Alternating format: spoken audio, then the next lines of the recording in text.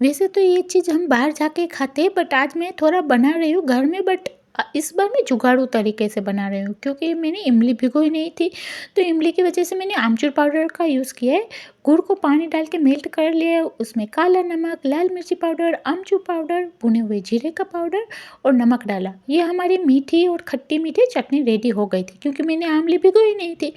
फिर लेना पतीले में चुरमुरे, इसमें डालना कटी हुई प्याज, कटी हुई टमाटर। वैसे आपको भेड़ पसंद है कि नहीं पसंद, ये थोड़ी अलग टाइप की है, क्योंकि इसको मैंने जुगाड़ू तरीके से बनाया। बट टेस्ट सेम बाहर जैसे ही आपको मिलेगा, ये कंजूसाई नहीं होगी।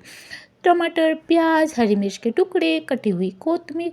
हाँ, और है ना, मेरे पास पानी पूरी की पूरी बच गई थी, तो बेर में वैसे भी डालते ही है, तो मैंने ये भी डाल दिया है। उसमें नमक, लाल मिर्ची पाउडर और जो हमने मीठी चटनी बनाई थी ना, खट्टी मीठी चटनी, वो, और साथ में डालना नींबू का रस।